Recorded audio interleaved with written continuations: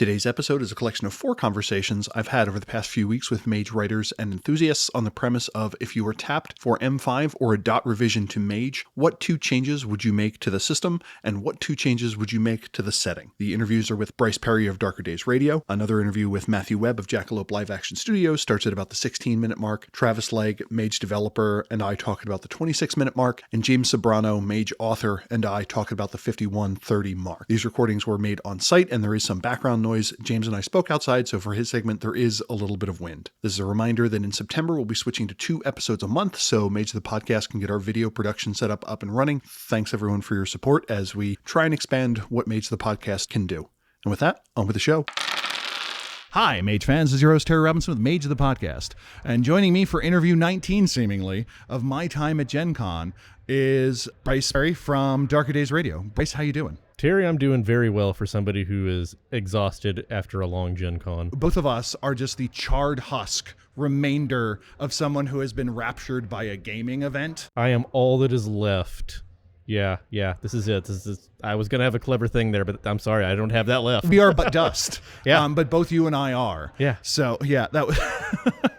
What mistake did you make? Josh Heath convinced me to play Twilight Inscription, which I thought was an RPG, but is a roll and write board game with 10,000 moving pieces to it. All right, that sounds exciting. I exaggerate slightly, but basically you have 4 character sheets and they all talk to each other at all times, and I accidentally tied. And this can be played in 8 hours or less? We played almost an entire game, including explanation, in a little over 2. I think if we had gone 2.5 or 3, we would have gotten through it easily. That's much better than the regular Twilight Imperium. Yeah. So, you got that going for you. Yeah, from what I understand, that's the case. Yeah. But one, how's your convention been? Any particular standout events that you've been able to see or amazing moments? It's been great. As you know, I'm a huge D&D fan, so it was great to go see the release of the 5th edition, 2nd edition books. That's the thing that happened. I'm not a big D&D fan, so that was kind of a joke. Yeah.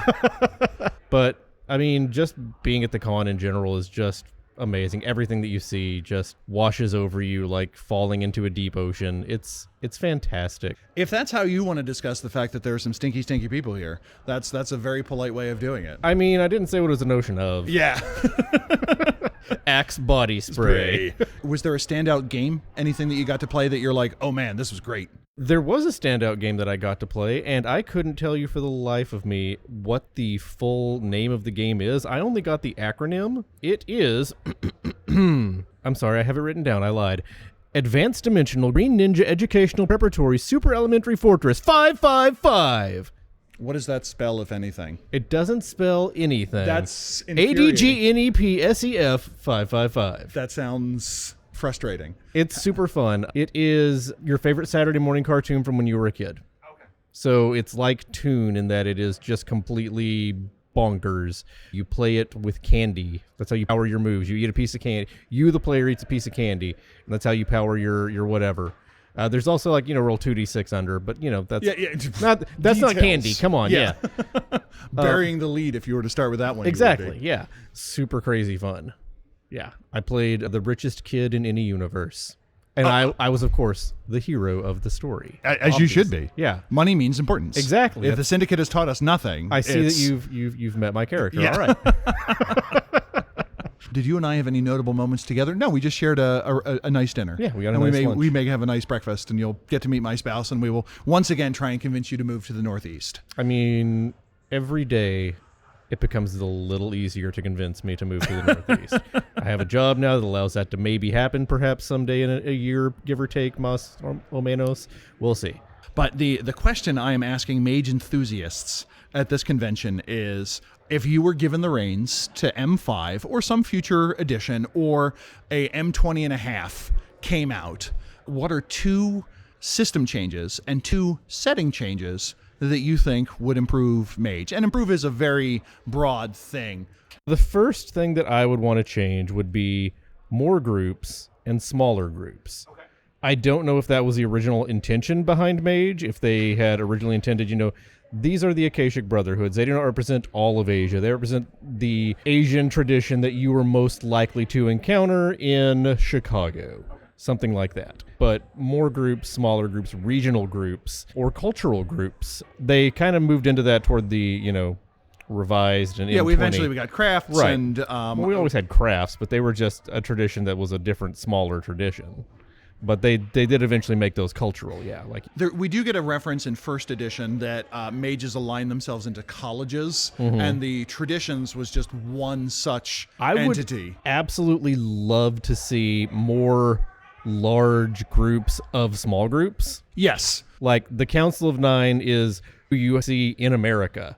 In Europe, you could be a member of the coalition, right? Or Exactly. the ancient or harmonious orders of the mainland, or something Right. like that. Yeah. And each of them has a half dozen. The protectors of the true faith, and there's like 30 different guys who are all protecting a different true faith. Yeah, stuff like that. That would have been fun.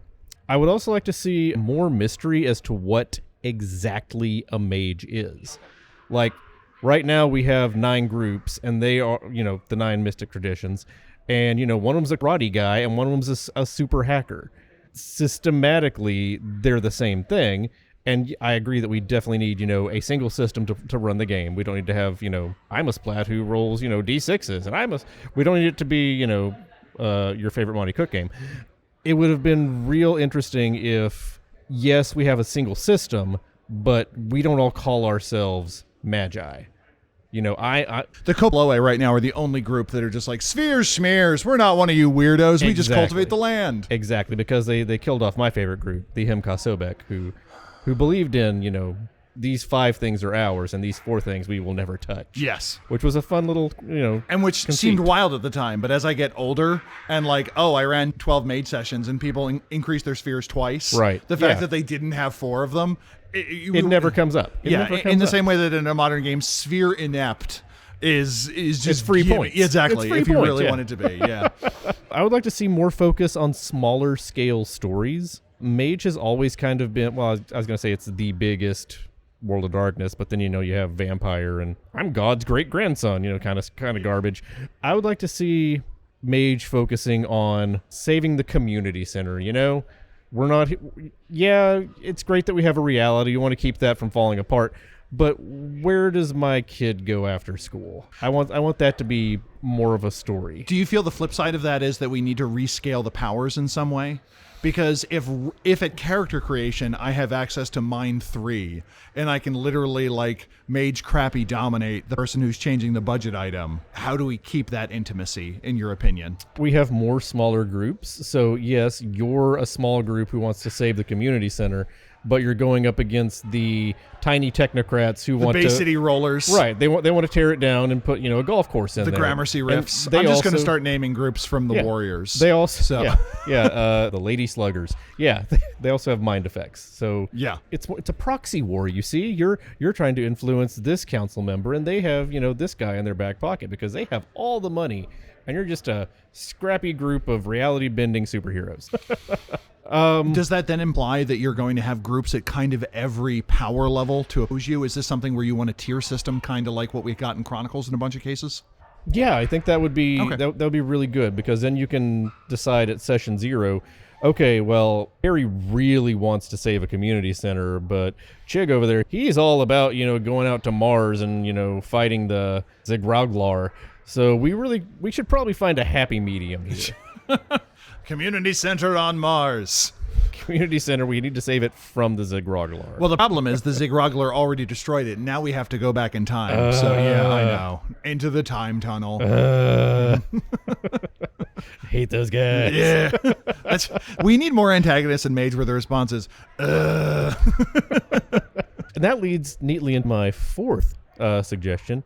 More weird bricks. Little things, mythic threads. That's a great and I feel underutilized thing in Mage. Everywhere you go, you are the community hero. You might be Robin Hood, you might be Sun Wukong, the Monkey King from the 16th century Chinese novel Journey to the West. Smaller, weird little one-off powers, Not everything needs to be a mage. Not everything needs to be easily explained. Like I said, we need one system for mages, but you want to have antagonists or protagonists or sidekick characters that are just weird little dudes who can maybe do 1 or 2 freaky things that you as a mage look at and go, that's freaky, that's weird, I want you on my team. Stuff like that. Yeah, I always wish there were more glitches and quirks in the magic system to kind of allow those, is he allowed to do that kind of Right. moments? Because one of the problems that you run into in Mage is once it is hard to come up with a justification once someone has some badass rote of like rip someone's heart out of their chest, then technically anyone with those spheres whose paradigm allows it should be able to do that. Right. And that creates a game where everyone is launching fireballs from their chantries. Yeah, why am I not ripping the hearts out of everybody who Exactly. cuts me off in traffic now? Yeah. Come on. Put so some correspondence in that. yeah, we need to come up with a system that allows for that without it being as abusable. And Mage has resisted having things like magic points and so on. Right. So I feel like, though, you would need something to allow for those kind of oddities, quirks, modifications, and so on to kind of allow that to be the case. But The good news is you just asked me what I would like to change, not as a designer, how would you implement this? Yes. That's Oh, on yeah. to somebody else to figure out. you're like, we call that an engineering problem in my exactly. world. Yeah. Exactly. Any other thoughts on what you would want to see from kind of an M5? None that I can say on the podcast for fear of upsetting people. Oh, dear. Now you have me fascinated. So let's say you would appreciate fresh voices. Yeah, we'll call it that. Yeah, yeah. fresh voices. That's what I'm looking for. to do it. Yeah. It's kind of interesting. I talked with Justin Achille and Rachel Wilkinson today, and they were showing me their project that they were working on, and they talked about how their work was inflected by LARP experience. And after seeing the X5 games, I'm like, oh no, I don't want a game that's inflected by LARP, because it seems that Paradox interpreted that as remarkably simple mechanics that are dull and boring. Like, oh, you have your hunter ability that you get to use once per game for one scene. Whereas they took it as they want a game that is more about inter-character dynamics, where the storyteller doesn't need to act as the world as much. Yeah, That that's absolutely a noble goal, and I would love to see that at the table. Something that encourages you to play your character, something that rewards you for doing not always launching a fireball from your chantry. Yeah. You can do that, sure, but there's probably a better, if more difficult, but more story interesting way to do things. And safer, if that's the way we want to get there in terms of mechanics. But yeah, it was interesting just to contrast when people say, kind of like when people say rules light, I'm like, I don't believe you. Or like, I don't, what you mean by that and what I mean by that are two wildly different things. Rules light can mean literally anything. Yes. It has too much crunch for me. What does crunch mean exactly? I know it when I see it. It's like pornography. That's not telling me anything. I always wanted to find a game that had incredibly crunchy social mechanics, just to be able to be like, people kind of hand wave crunch in combat for being reasonable, but I'm like, no. This is if social mechanics work the same way as punching. This is the ridiculous game that you would have to do. You're like, I want to ask him a question. I'm like, okay, roll conversational initiative. Are you going to choose witty badinage or BOMO? What direction would you like to go? It's like, I have a +2 modifier on Silver Tongue if I use my, I have a +3 on dick jokes. Can I roll that in here somehow? Oh, high society. Oh, I'm out. Yeah, sorry. You wanted a different kind of mage. Yeah. Are you playing the charming rake or the cheeky rapscallion? No, that's an out of class ability for you. Yeah, then. sorry, Yes. yeah. I would like to see that though, just so when people are like, oh no, it's rules light, and they still give me that 19-step combat phase, I can be like, okay, this is my version of conversation if it followed your stupid rules. It's rules light. It's rules light. Well, the If we get into a fight, we just flip a coin and one of you dies. Yeah. Well, the thing about rules light is it can mean that you have a core system that is highly extensible, that the game only does one thing and has mechanics about it. Right. A large class of things that have no mechanics and are simply intended to be negotiated. And I can't remember the fourth, but like after listening to it for a while, I'm like, there seem to be 4 definitions of what rules light means. So, and one of the rules light ones I'm fine with is just like, there's a core mechanic that's banged on again and again that solves most things. Like at trait plus trait is really the core of the storytelling system in a lot of cases. Right. So like a lot of things get taken care of by a little thing, but it turns out the super fun stuff tends to be where that isn't being applied. Right. Where I get to add that third dice pool, or I get to use this weird subsystem or something. Yeah. And that's the trouble. The grapple mechanics of the World of Darkness. Yeah. So the first game I played in had a grapple mechanic, and I grappled someone, and they shot me. I thought the whole point of a grapple was that you can be attacked. They're like, nah, it just prevents them from moving. They shot me from the grapple. How is that a successful grapple if they can still shoot me? Well, they shot you in the foot, right? No, I took 8 damage and died immediately. I was a first level character. You can die. You can bleed out from a foot shot. It seemed appropriate that my first exposure to a 5e game involved me hitting the grapple button and then being shot by an elf to death. That's perfect, yeah. Yeah.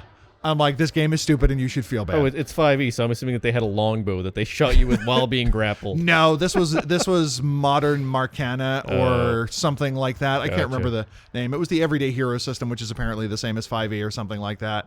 Serial numbers filed off, yeah. Yeah. Minor changes. Yeah. But Bryce, as always, good to talk to you and to continue to be the only person on the podcasting world that refers to you as Bryce. That's fine. It's a pleasure. Yeah. It's nice to use my government name occasionally.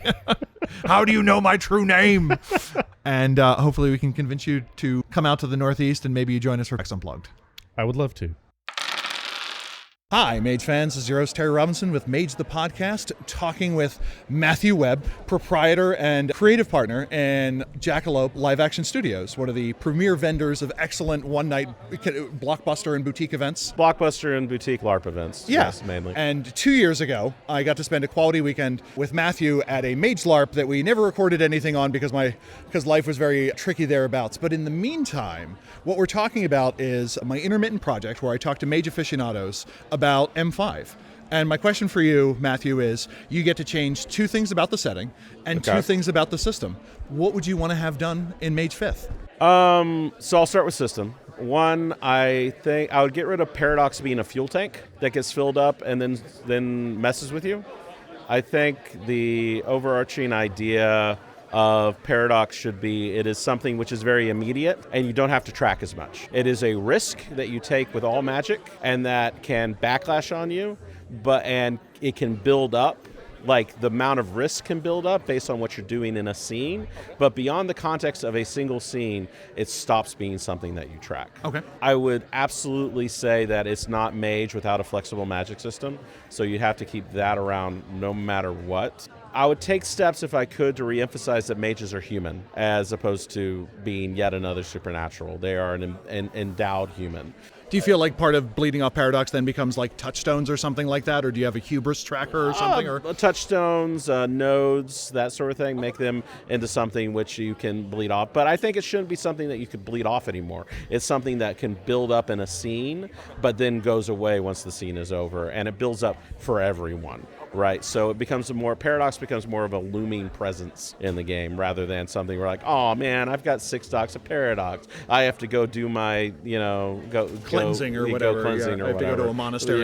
Go do something that no one really wants to do and it's boring in the context of the game. Is that then? Does that become a group thing? Is that like a tension or a collateral pool that an entire group builds up in a scene? I think that would be a great one where basically it's just like, roll. Okay, you can roll for magic. You can roll to magically have something. You have to roll the Paradox dice for this scene. I think that would be a really great thing. Setting-wise, I would make a Syndicate Ascendant technocracy.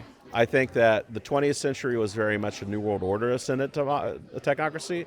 I think that there's always been this back and forth inside the technocracy between the New World Order and the Syndicate as to who is actually in charge. And I think the 21st century is very much a Syndicate ascendant technocracy. You don't think the rise, for instance, of global fascism or the difficulty with information dissemination and just kind of getting the truth out there doesn't keep it as being the NWO's ball? Behind the fascism of the 21st century, you're getting me political here, is kleptocracy. And all fascist states are kleptocrats. Kleptocracy, for those playing the home game, is rule by thieves. But I think that the use of corporate cronyism, the use of market control, the kind of stuff you saw in Russia in particular, and not to DDoS your podcast over this, I think that very much points to this hyper-capitalist form of dictatorship. And this ultimately, the Syndicate even losing sight of its own ideals in pursuit of power and drunk on its own power, and perhaps losing sight of even the ideals of technocracy in favor of control and wealth. And I think that a technocracy which does not even hold to the ideals of human achievement like it used to, and instead has been corrupted by the concentration of wealth and power, I think makes for a very interesting enemy, and I think it would be a poignant enemy for this day and age. And you have been notable because you have no truck with the technocracy being the secret good guys. No, Mage. not at all. You're firmly on the record that No. they represent authoritarianism and unitary authoritarianism at that. Yeah, they represent firmly what George Orwell described as, he described as oligarchical collectivism. Oh, okay. Right, where, yes, we have collective wealth, but it's ultimately in service of an oligarchical hierarchy, right? And I think that, I've described this to you, traditions are in the middle. They represent individualism and hope. The hyper-collectivism is, and all of its pitfalls are represented by the technocracy, and hyper-individualism and hyper-selfishness is represented by the Nefandi and the Marauders. And that's my cosmology, as it were. So I don't truck with the technocracy being the secret good guys at all. I think a reading of the Gulag Archipelago in 1984 puts the light of that. Solzhenitsyn will be in the show notes. That's always the sign of a good episode. Yeah. I like Solzhenitsyn's older work. I do not truck with him now because he's become a Putin apologist. Just putting that on record. Understood. To me, my technocracy was always a bit more Magneto was right. In that where the technocracy wants to go, I don't agree with, but the direction they're pushing for now, I do, in the same way that every liberal has a different point at which they want to see society get to. Different people are going to want to stop at different points, and that's generally how I present them, where it's like, yes, this is a dangerous bedfellow. You don't want to join them, but it's very nice to have access to that kind of firepower and organization. Tragedy of Mage is that every single mage is the villain the moment they're in charge, because there's someone who thinks they know how everyone's lives should be ordered. And once they're given the power to make sure people's lives are ordered that way, they just tend to be a tank tread crushing anyone in their way. I always wanted to see a presentation of Mage where it just talks about kind of each tradition having had the time when they were top dog and thought that they would steal it. Like the most obvious example of that is within the canon to me is probably the Celestial Chorus during Dark Ages. Absolutely. Yes. Celestial Chorus and the Order of Hermes. The High Middle Ages was a great time to be a mage, and it was a really sucky time to be anyone else. Yes. Yeah. Yes. And now we're getting into a more contemporary time where it's a sucky time to be a mage and it's a sucky time to be anyone else. Yeah. I don't actually believe that. I think the progress is real and true and we've largely made it and there's temporary setbacks that we have to deal with, but I think these are tractable problems. Yeah. But what is a second mechanical change that you would like to see happen to it? It doesn't have to be big, it can be small. The second mechanical change is I would like them to sort the sphere levels so that every single level is clearly a verb. And so they kind of do this, but they need to really firmly do it because they don't do it in all spheres, right? Level 1 should just be sense, right? Level 2 should be manipulate. Level 3 should be create, so on and so forth. And I think that there should be greater pushback. And once you hit that 3 level, getting 4 or 5 should be extremely difficult, right? And that level of manipulation, right? Like level 5 is mastery, right? There should be a lot more consideration about allowing that kind of sphere levels in the game. And what is another setting change that you think you would like to see made? I would like to see the virtual adepts go get Syndicate corrupted. I talked about the idea of an adept civil war in that one thing we did. I think that the virtual adepts need a civil war. I think that they, if you look at the dynamic of the tech bro versus the idealism of the 1990s, like techno-anarchists and stuff like that, I think that there needs to be a reckoning for our relationship with the virtual adepts technology, the technology they advocated for and spread, and what the consequences of that are, and for them to be viewed with suspicion and to have them be beset by treachery. And I think that would be a really great change. And if I remember correctly, one of the things you had was kind of the idea of mass technological sabotage as one of those things. So it's been years at this point since we've discussed that. Would you mind discussing your notion of that? I said that one of the extremist, like, traditional factions of the virtual adepts in my write-up for a modern, like, M5 imagining was called the elite. And the elite basically said, we gave these people the potential for paradise, and they turned it into cat pictures and Twitter. We gave them the potential for endless creativity, and they turned it into garbage. And frankly, we gave you this, and we want it back, and we want you out. And the idea of destroying sleeper access to the digital web and making it solely the province for mages is an interesting idea, and I think also one that's rife for Nefandi corruption. Now, to you, does that involve destroying the internet or merely carving off more of the digital web so that bleeders, as it was referred to in Digital Web 2.0, can't get access to it. I would say that because we're writing a dramatic story, I would say the elite advocate the wholesale destruction of sleeper access to and the internet. CrowdStrike outage was them looking at it to see how sensitive the system really is. Yeah, and I think that as it becomes more monolithic under a more, like, you could make the argument, if you have a more syndicate ascendant technocracy, you could have them basically saying that's the weakness. We're going to kill it from the inside. And a virtual adept faction which operates with absolute contempt for sleepers and for outsiders, I think also is just a poignant view on online culture as it exists now anyways. And I think it makes sense for every tradition to have that group that looks down on sleepers. Right. I think one of the more interesting things that was done with the Cultists of Ecstasy and Revised was basically the Hagalas, or the groups that's like, if you can't awaken, I don't care about you. You don't count. Which comes into this notion of Dickean Gnosticism of being like, no, replicants don't have a soul. Why would I care if they scream when I stab one? Right. And that may be inflected by the fact that I did a tremendous amount of research to do an episode on Dickean Gnosticism. And that may be top of mind and changed my view of Blade Runner. But yeah, I think it would be neat to see that reflected in all of the factions. So thank you for your time. If this goes out within the next 1 or 2 months, is there a Jackalope production we should keep our eye out that we can register for? We're doing the Night in Question, the 5th run, and September 13th and 14th, and we'd love to see you there. Awesome. Matthew, thank you so much for your time. Thank you. Hi, Mage fans. This is your host, Terry Robinson of the Mage the Podcast. And joining me today is any award-winning author and developer for Mage the Ascension, Travis Legge. Travis is joining me at Gen Con, and we are currently in the food court. And I think we're both tired as all get out, but still energized by what's been a pretty great convention. It has been a pretty great show for the most part. I am tired. I am allegedly an Annie Award winner. I only know because social media, but Once it's on the internet, it's true. it's probably true. If Hiromi retweeted it, it's true. Just saying. I'm sorry. That's official enough for me.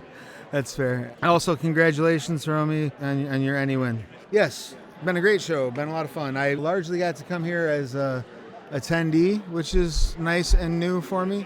I had one panel I spoke on, which was a comedy and TTRPGs panel for Rowan, Rook, and Deckard. That was a lot of fun. And I've been able to run around and, kiss hands and shake babies a little bit. But for the most part, I've been here. I got to play BattleTech, which was amazing. If you're familiar with my stuff, and I'm from Northern Illinois, a big pastime we used to have in the late 90s, early 2000s was driving down to Navy Pier to play the BattleTech machines. So it was very nostalgic and cool. I think I've seen those pods at every convention of any size that I've ever been to, but never actually played. I recommend it. It's Yeah. fun, Yeah. You just get in there and suck because you're gonna. It's remarkably difficult to pilot a mech. A lot of buttons. A lot of buttons. Who knew? Pacific Rim made it look easy. Yeah. But one of the things that we're going to talk about is no announcement was made about Mage 5th Edition. Renegade had a few of their extension products that we know that are coming along for Werewolf and for Vampire and for Hunter. So what I've been doing partially at this convention has been asking Mage folk if they were handed M5, what 2 setting changes they would like to make and what 2 system changes they would like to make. Originally, this was going to be a round table, and just scheduling, we have the round table, but, I think it says something nice that everyone is having such a good time doing stuff that there were never all 4 of us in the same place at the same time. That's true. Yeah, it's a good sign for Gen Con for sure. So what 2 system changes would I make? Yep, big or small. And what 2 setting changes would I make? System change 1 seems... And let me preface all this by saying, while I have done some work on a freelance basis for Renegade, I've never pitched this to Renegade or Paradox or anything like that. This is just me kind of off the cuff. And you were speaking as Travis, not as a Mage developer. Right. Yeah. As Travis, the Mage player who likes V5. I like the V5 system at its core. It moves. It's pretty dope. So what I would do is I would make a mechanic where your hunger dice, as they appear in V5, would be replaced with Paradox dice. You would make a check similar to a rouse check, but again, off the cuff from the hip, I would say if I kept the coincidental vulgar without witnesses, vulgar with witnesses. Trichotomy? Yeah, trichotomy. I would have you roll 1 die for each level. So 3 right. for 3 vulgar for with vulgar witnesses, 2 for vulgar without, 1 for coincidental. Right, and then you throw Paradox dice into your pool. Okay. And then you start something that would be analogous to the messy critical, analogous to the bestial failure. And that, I think, could help regulate whether you have a more physical backlash or something that's more like in the quiet direction, right? So the interesting thing about that is Paradox only pops up when you're doing a magey thing. Right. So to you, do you feel that Paradox could come up when you're in a high-speed chase or you're doing a hostage negotiation and no magic is involved? But if you don't have it in your pattern. That's the thing I would want to establish, is that it's not just like I have to be actively chanting and doing something. It's like once I've slapped reality around, it's just hanging out. It's coming for you. Yeah. Right. Okay. It can affect you on doing any mundane activity. You roll the Paradox dice, you either get your messy critical, and that does whatever. Right, yeah. And I would say that your pools would not reduce until one of those instances occurred, or you perhaps do some time or do some sort of ritual or something like that to rid yourself of the paradox. Yeah, that makes sense. And I don't know if you've looked at it. There's a lot of people who've done some really interesting work with homebrew. I really M5. haven't. I'm glad to hear it, but I have not looked at it. It's pretty fascinating. Just the sheer number. The two things I find interesting are the number of people who've converged on what they want Paradox dice to look like, and then the number of people who are like, hey, we actually started with Sorcerer as our starting point. Really? Yeah. Someone basically was using an aspect system to build the spells. That warms my heart in so many ways. I don't know if I've said enough, but Sorcerer is my favorite book I've worked on, for Mage. It was the one I always really, really, really wanted to do. So that's nice to hear. Yeah, and other people have come up with things completely original. My big change is I would focus much more on the quiet side, just because I feel that fits in with the themes of X5 a little bit more. Sure, and that's just me. That. I think that represents a much deeper role-playing challenge. Like, it's easy to be like, well, you have this paradox flaw that whenever you touch something electronic, it bursts into flames for the next scene or day or whatever. But to say every time you do an action, you hear the voice of your mother saying, I'm so disappointed in you, that's a bit more of a challenge to kind of pull across. So I recognize that I have my lift to do. Well, I have a whole book worth of thoughts about quiet that we won't get into here, but in the fullness of time we may. You and I have been talking. What is a setting change that you would want to have the game take? I would want to do one of two things. Okay. I would either want to do kind of what I laid the groundwork for in Lore of the Traditions and in Operative's Dossier. Dinosaurs in Antarctica? Yes, that's the pitch. Operative Dossier was far too much fun. Thank you, I appreciate that. That and Rich Bastard's Guide are just like, no. This is the Mage you remember. I have to, but what was one of the two changes that you wanted to make? Sorry. Sure, right, yeah. So in Bit and Technology Reloaded, more in Operative's Dossier, and then in Lore of the Traditions, I kind of had a lot of these unlikely alliances, this notion of an ascension truce, the idea that humanity is wrecking the planet, and therefore all the mages need to sort of put aside their differences and figure out a way to avert the apocalypse. And that is way more like high level, I think, than what the current World of Darkness is. Way more highbrow of a concept. I don't know if highbrow is the right word. High fantasy, I guess, right? Mm-hmm. So the other route I would go is that there are no traditions, there is no technocracy, there's, various sort of orders and histories and groups that have existed throughout time, but really magic is kind of a much more personal thing that you come to, and maybe through a bunch of different practices, and then just really reimagine how practitioners might align themselves. Like, what other aspect might make the practitioners align themselves in what ways? I was always curious to see what Mage would look like if we had practice groups instead of paradigm groups. Sure, yeah. Like, the Clockwork Cosmos gives us deism as well as modern physics, and those are can go in two wildly different directions. Right, so having it be really based around, like, you are the group that it kind of, in a weird way, comes full circle to what first edition was trying to do, in the sense of where you're assigning a particular instrument to a particular sphere.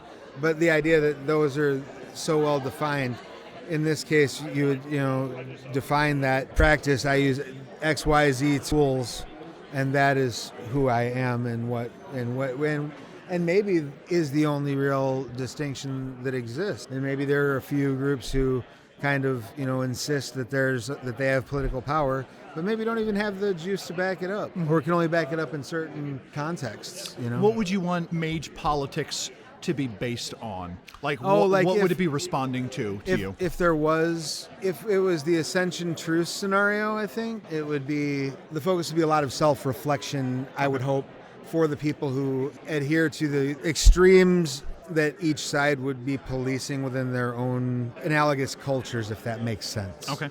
Right?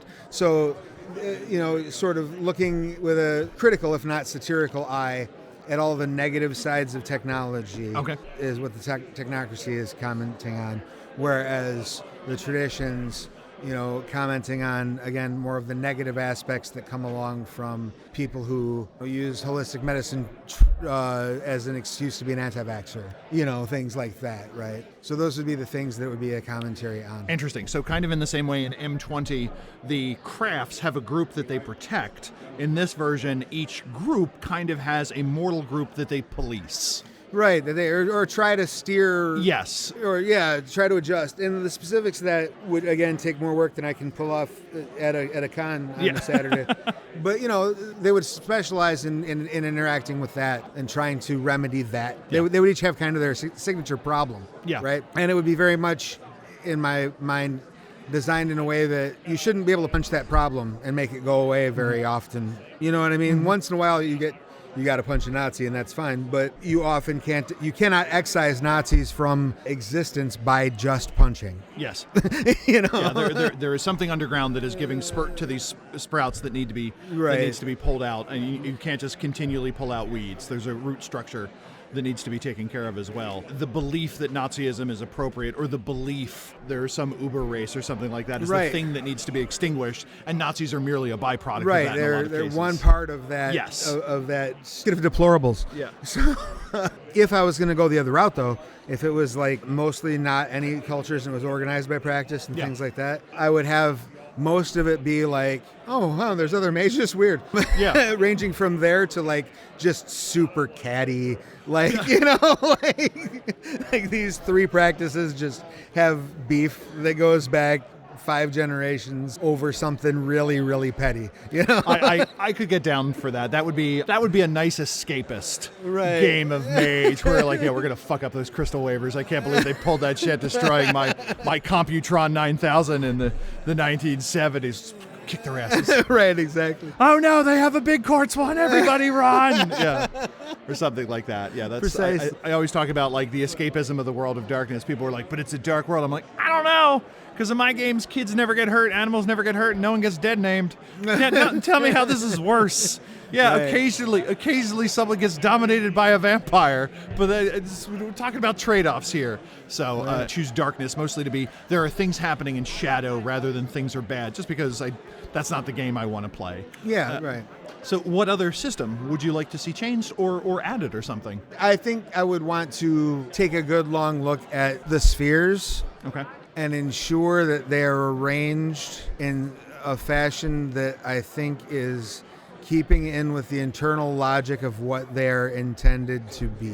One of the things that always matter is a big one that trips me out, because when you have matter 2, you can achieve what mortal alchemists tried to do for 500 years. Yeah. You're doing it right out the bat, yeah. Right. It seems to me like maybe not the best way to frame that. Okay. So when you tug at that thread, then you start having to ask, well, what else isn't framed right? Yeah. And how do we reframe these? Maybe Mind 1 doesn't need 17 abilities. Right, yeah. Right. Maybe some of that needs to be kicked down the road a little bit. Got it. So I think the spheres, while fine, right, they work, they get the job done, and they have their internal logic, whatever it is, I think sort of re-evaluating those and really kind of redefining what those ranges are, I think would be something that would be a really fun thing to tackle. Got it. So calibration, I'll call it that. Yeah. Yeah. Do you stick with 9 spheres? Or I don't know. Okay. I think the idea of data is silly. As a sphere? As a sphere. It's especially in the sense of what it does, right? Because that all seems to me like being much more under the purview of mind, but so I would re-examine some of that stuff. Magic has never done well in a computational paradigm. Like, I'll hear players to be like, how do I create an effect that it's a lightning bolt that hits the person there with the strongest avatar? And I'm like, this is not a thing that the Mage system is equipped to do. It's not a thing it has pondered. Maybe it wants to go in that direction, but data can often be a awkward and uncomfortable fit. Like when you get a big watermelon seed and you're like, Oh, okay. Yeah. And it's one of those things that waffles between, I know your social security number, I can ruin your life, and, shit, the guy's in the woods. Right. I don't get to do anything. Like reevaluating like how that works. And one thing that I think that Mage players may still struggle with to this day is the idea that your paradigm has a hell of a lot more to do with what your Mage can cast than the dots and you have in sphere. Way more. Can my Mage throw a fireball down the street? Well, that depends. You explain to me in their paradigm why they can throw that fireball down the street. Most of them, probably not. And Mage has always had that internal tension of, to what extent is everyone in on the joke? Sure.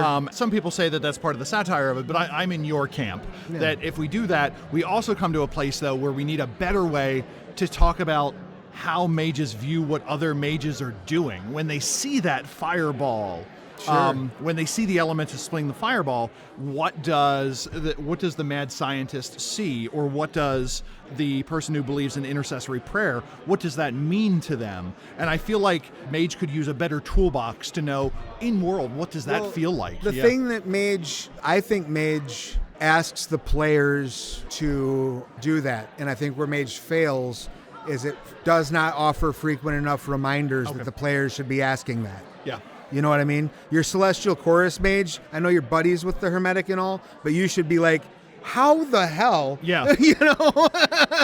and I think we need storyteller advice to help guide those conversations. Absolutely, to me, that's yeah, the other technology, as it were, that needs to go with that. Yeah, and really drill that home, because that's supposed to be how it is. You're supposed to always kind of be like, okay. Yeah.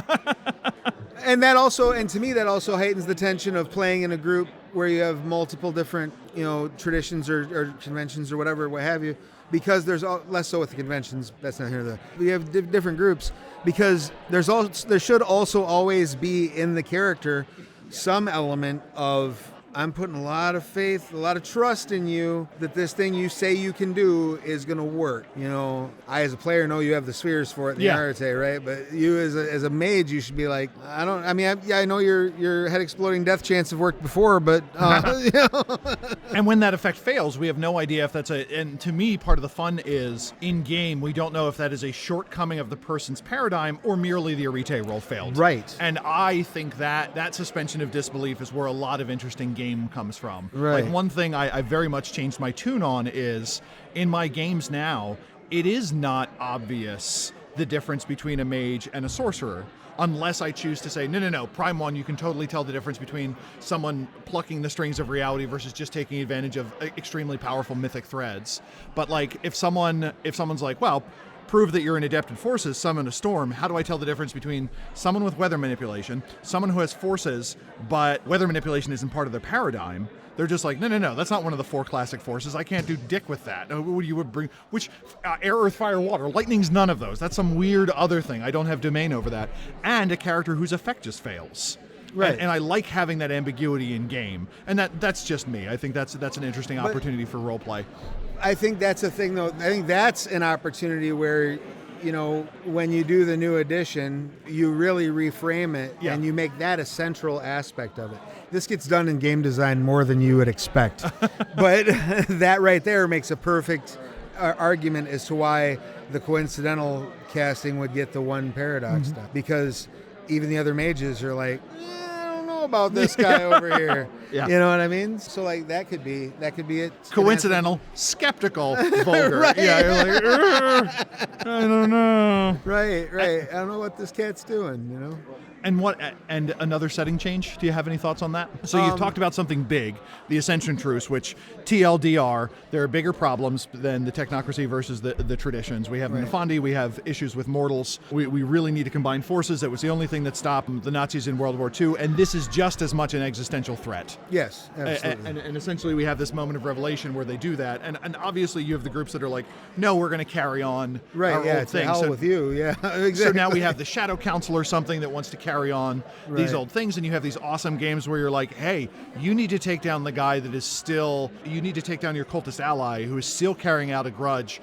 against the NWO. Right. So, and are you willing to do that? Right, and then the journey of how long are the player characters looking over their shoulders at one another. Yeah. And then how does that bond form, right? Because that's a heck of a story too. Yeah. And maybe even their bond forms to the point where they're motivated to take out the person who's doing things the old way because of the personal bonds they form. There's a lot of ripe storytelling around there. Yeah. Well, I had said, the Ascension Truce and then, the going by practice, like basically getting rid of traditions. Those would be two changes I would make, one of those two. And then I think for two reasons. One, because there's nothing more annoying than the person who, actually is like every single thing you run across in a game, right? You haven't played much Dungeons and Dragons. No.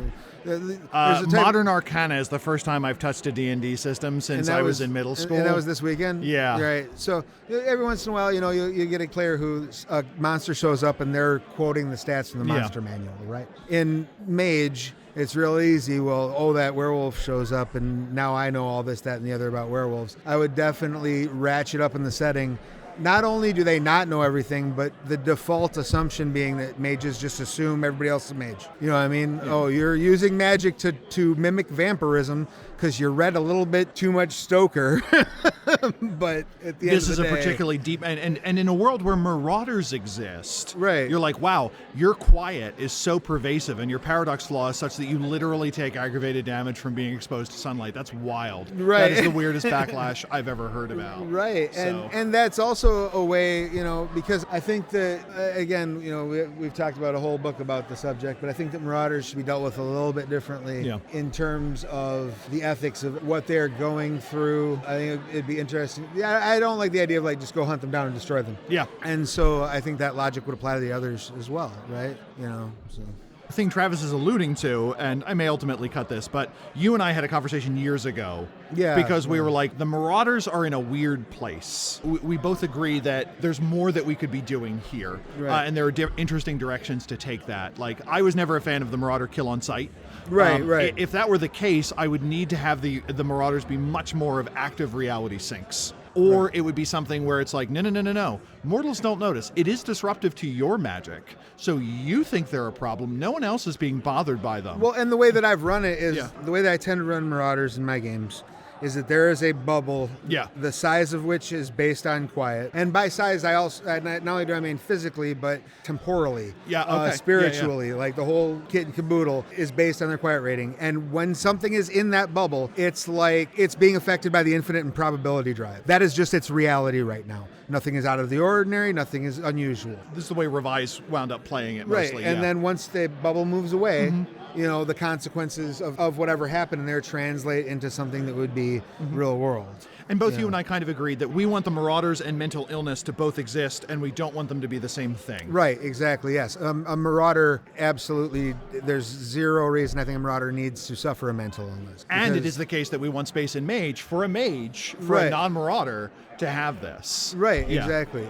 I think that one might feed into the other if circumstances are right or whatever, but the state of being a Marauder, the way that every piece of the fiction describes it, is an affliction of the avatar. Yeah. So why would we attach that to mental illness? I understand why it was at the time, because it made for good shorthand, but sensibilities have changed about that. And I think there are ways to address it in a way that's more respectful. But also just more in line with the fiction.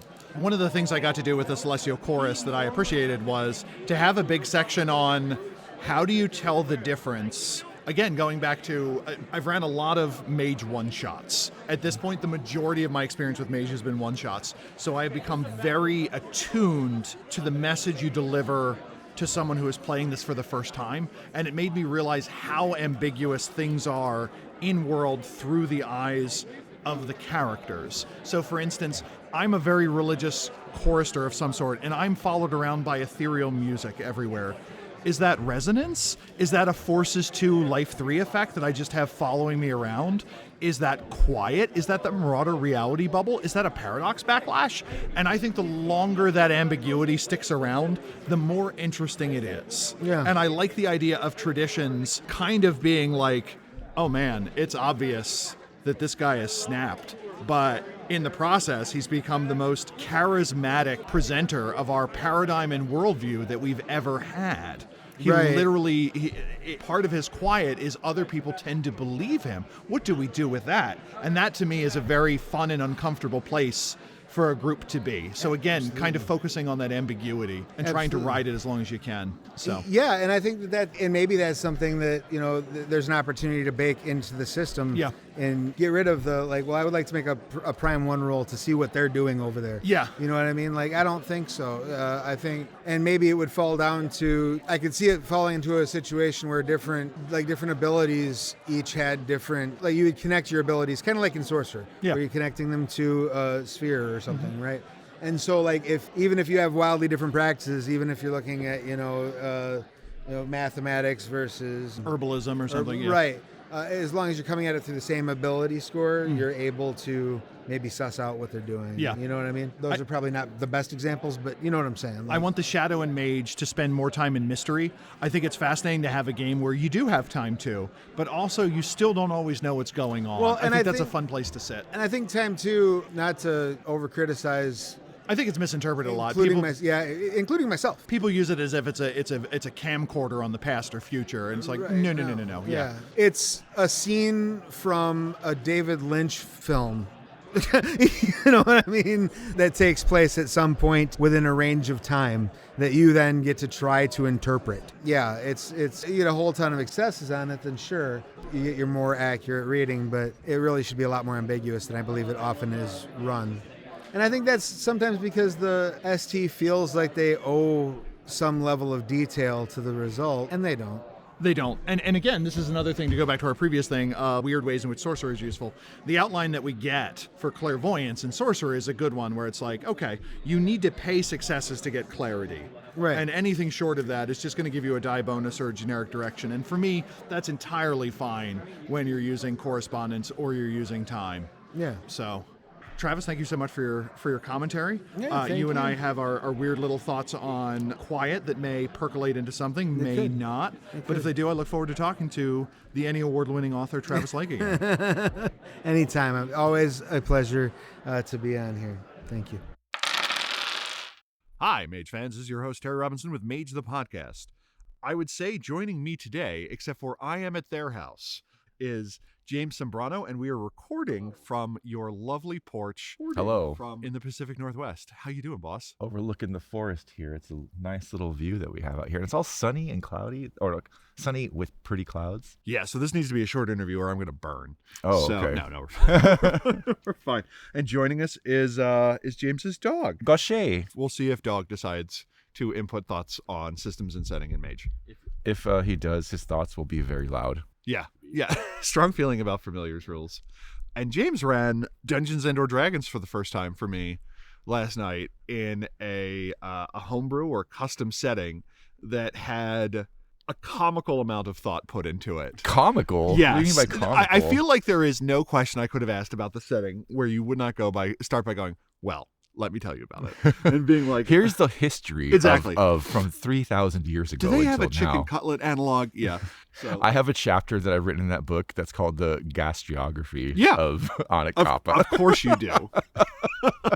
I'm just calling him as I see him. Like, I have no doubt that if I were to ask you what material was our rope made out of, you would have been able to provide a complete answer. So, but yeah, there was we spent 45 minutes investigating a hole. There was an argument about whether you could carry a guy who was carrying a guy. I rolled for initiative. And the only thing we didn't do to make it a complete D&D experience is we didn't have a shopping montage. Well, actually, speaking of the way that setting works, you're unlikely to have a shopping montage because I've moved away from D&D's idea of... D&D kind of presents their economic scale in a very Western value, in that essentially, like, you earn gold, you go to the shop, you buy stuff. It's very... Did Terry mention that I just woke up? I did. I more or less ambushed you. I'm like, I leave for the airport in 20 minutes. Let's lay down some audio. It's very capitalistic. It's very capitalistic. The monetary system I use in Champion's Guide to Anakapa is more based off of a gift economy. So what would more likely happen is whatever kind of like value you found, whatever like either treasures or food or whatever it might be, when you had returned home to your city you came from, you would have shared that with the city, and then the people who were richer than you or had more values than you would have gifted you stuff in return for what you've done. So that's how it would have worked instead of the shopping montage. So it never would have come up in the first place. As I mentioned when we were playing, and I'll tell the listeners now, one of the design values I have in that game is that I'm intentionally basing a lot of the fantastic languages off of real indigenous languages. They're not actually those languages, but I'm trying to use a lot of the consonants and sounds and vowels that show up in those languages, as well as some of the grammar values, in order to give what is predominantly going to be English speakers, or at least Western language speakers, exposure to linguistics that they have no connection to. And part of that kind of originates from my really big feelings about how popular Minecraft made a certain Mexican animal, amphibious animal, that whole genre of nerd tends to call the axolotl. But that is not how you pronounce that word. It's axolotl. And so it drives me nuts. And I'm like, you know what? Let me see if I can do some things to introduce people to how you make different sounds with your mouth than English does. Yeah. There is something uniquely embarrassing about being able to hear a sound that is coming out of another human mouth and just being like, I don't even know how to make that noise. So, like, I noticed you had the crossed L. Oh, yeah, the belted L, yeah. Yeah. And I'm like, that's the one where the L doesn't touch the top of the mouth. And I'm like, while I was sitting there at the table, there was a moment, if you would have noticed, where I was like, The trick with the belted L is if you pay attention to how you make an L sound and an H sound in your mouth, it's a similar motion. You want to get somewhere in between them. It's something, again, I will practice in the privacy of my own home, or maybe on the airplane to throw people off. Your dog sheds so much that I went to pull my phone out of my pocket yesterday and pulled out just a hairball somehow. That's my life. I don't know how it happened. He is infamous. Yeah. You should just collect it. We can make a crochet sweater. I genuinely have considered doing that and getting like something like knit or crocheted with the fibers that we could put together, so that once he's gone, I have something to kind of like hold on to that still is part of him. Mm-hmm. But this is the next installment in my continuing series of So What Would You Change?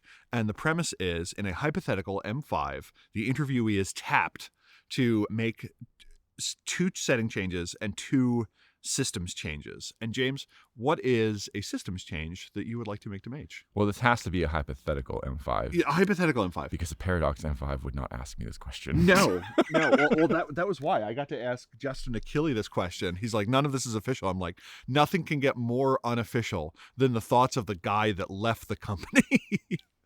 Mine will be the thoughts of another person who left the company.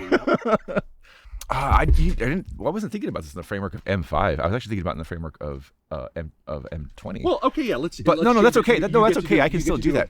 I think edition. this would be a good thing to do in M5. So throughout the history of me being involved in Mage, which starts with me running games, not playing them actually, one of the things that stood out to me as incongruous with not just the rest of Mage, but the rest of kind of the World of Darkness setting and how they set up the different kind of supernatural characters you could play, was that while essence, i.e. the metaphysical personality of your avatar, appears at the very top of your sheet and henceforth seems to indicate a great deal of importance, it essentially does nothing other than maybe give the storyteller some direction about how to flavor your avatar. There's like one flaw, primal marks, that you have to have a primordial avatar to choose, and that's really it. And I think that's a big miss in like the setting. One of the really unique aspects of what it is to be a mage is your relationship with your avatar. It's Mage the Ascension's take on magic, right? Like that is not just any wizard has that, like in another fantasy or setting.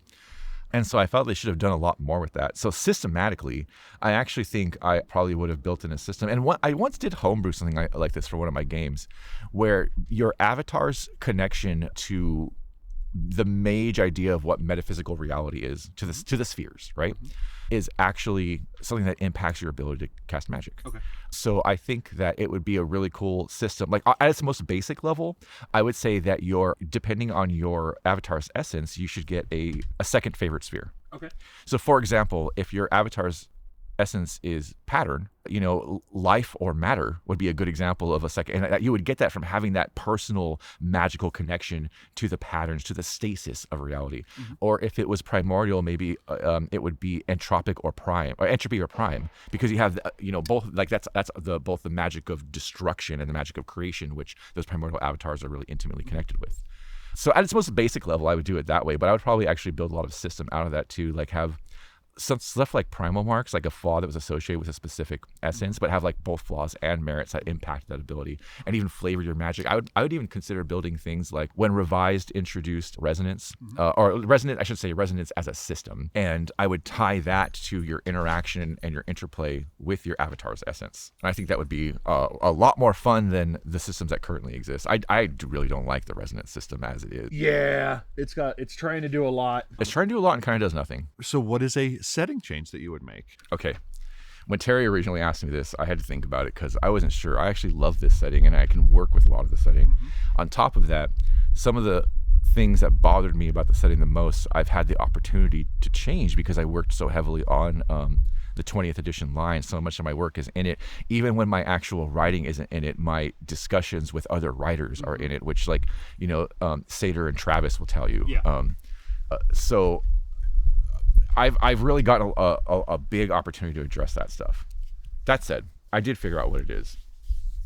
I know that the existence of the Disparate Alliance starting in 20th edition is contentious amongst the fan base. I know some fans don't like it and some fans think it's cool. And that's something that was born of, Sater's ideas, but it was something that over many, many like dinners or like hanging out at a convention or whatever that we talked about a lot in tandem. And I believe Sater would back me up on this. I influenced some of that a lot. The it's that only get mentioned were something that technically were developed significantly, but didn't get a chance to show up. And part of the reason for that, and this is what I would change. People who know my history and experience with writing on these game lines know that I'm not a big fan of Paradox and what they've done to the lines. So this isn't new information. If you recall, Paradox purchased, or the announcement of the purchase of the license was, I believe, in the middle of right before the Mage Kickstarter finish, or right after. It was like right close. And we had already announced that we were going to be writing the Disparate Alliance book as one of the stretch goals. Yeah. And because of that, and because Sater and I had been like working together a lot at that point, we were talking, I would say, like weekly at least. I had started work on that book because he had told me, like, here's what I kind of want to do with it. Here's the sections I'd like you to write. And this is when I learned my lesson. This is not Sater's fault, by the way, I want to be clear. This is a personal lesson. I learned my lesson. You never start work on a book until the contract is signed. But at that point, I did not know that yet. So I had written a first draft of the Hollow Ones chapter. I had written a draft of what the Itzat would look like. I had also written a little bit about like the history of how it started to form, like starting from the Hollow Ones perspective.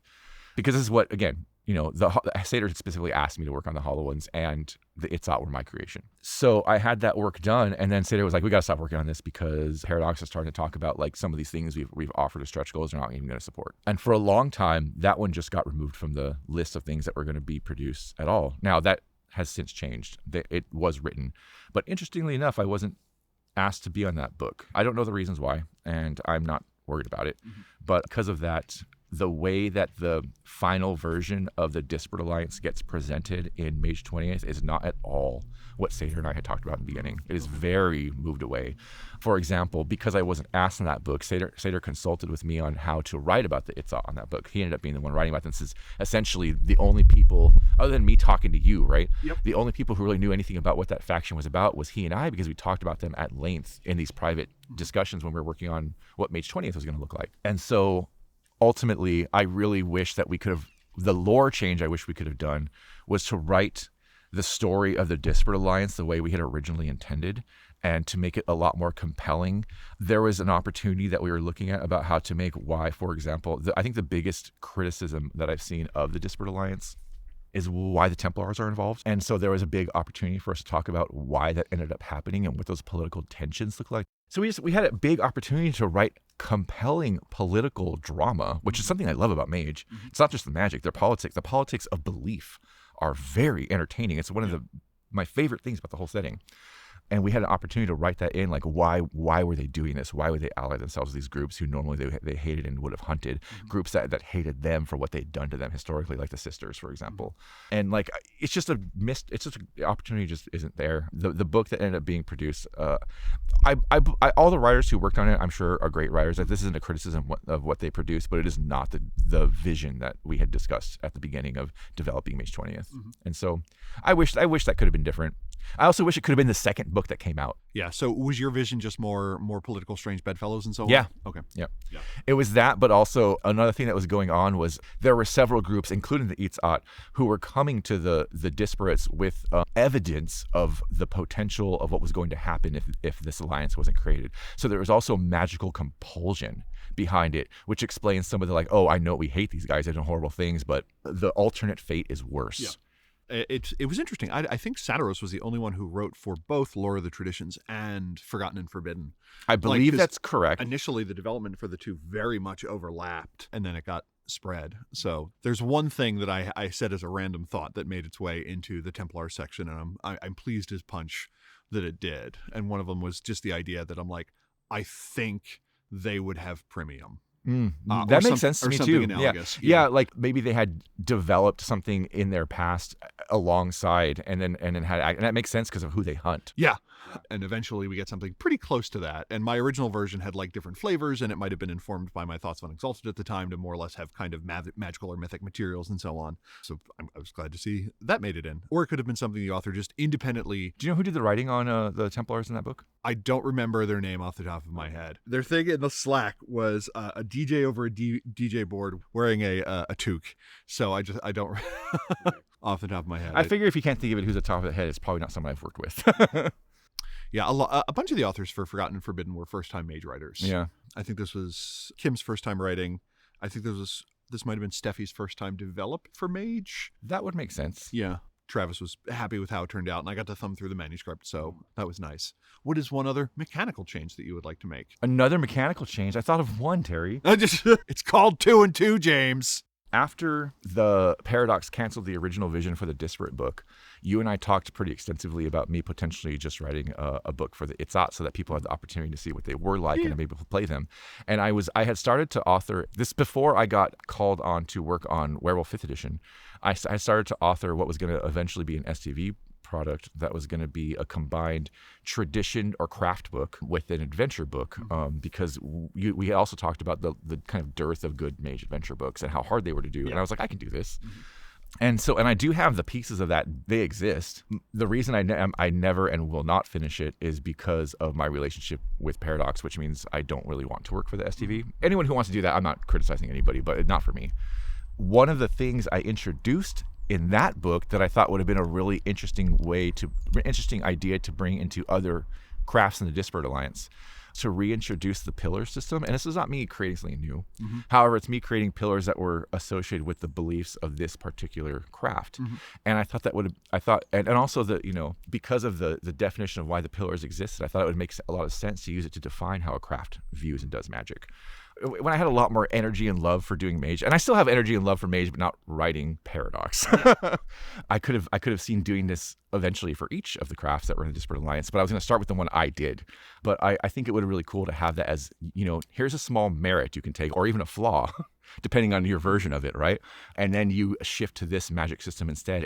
And I want to write it in a way where it could exist alongside the 9-sphere regular normal magic system in Mage 20th and throughout the Mage line. And I think that would have been really fun. And now I really want to know what the hollower pillars would be. Yeah, that was going to be the second one I was going to do. The world will never know. The world will never know, sadly. And if you are upset about that, you can direct your mail to Kareem Muammar of Paradox Entertainment. And then finally, what is another setting change that you would like to see made? It can be little, it can be big. Bring Vormis back. Bring Vormis back, and let's have a whole new meta plot that involves, even if it's not Vormis in the form of Vormis, let's have a whole new meta. Because let me tell you something. While it is kind of fun to invoke some knee shaking in Mage players by even suggesting any name with the initials of JB that might be their enemy, and watching them be like, "Oh God, we're all gonna die." I'm tired of that. Okay. I would like more variety of fear-inspiring antagonism in Mage. And I think that Vormis was such a incredibly well done villain and interesting and exciting villain, and especially because he doesn't represent unabashed evil. It's his interpretation of reality, like other mages, that makes them have to be like, this can't be right, but is he wrong? He is wrong, let's be clear. But like, it definitely sets it up in a way where it's not, well, this isn't like just the evil of the Nefandi where there's no question, let's just kill them all. It forces the players to ask themselves a lot more questions. And I thought that was such a powerful, beautifully written antagonist, and I'd love to see the way he might reappear in a setting, a 20th edition setting in which, the traditions are struggling with their struggles. A disparate alliance exists because they're trying to root out the corruption that exists in the traditions and the technocracy. Like seeing what would Vormis do in that kind of setting, I think that would be really fun. And I just want that "what would Vormis do" shirt, like WWVD. Oh my God, I want it too. Can we have it with that cool art that I was telling you about? Oh yeah. Take like the face. Josh Gabriel Timber. Yeah. Shiva Kali. Just have that. What would Vormis do? Oh my God, I would wear that shirt to all my nerd conventions.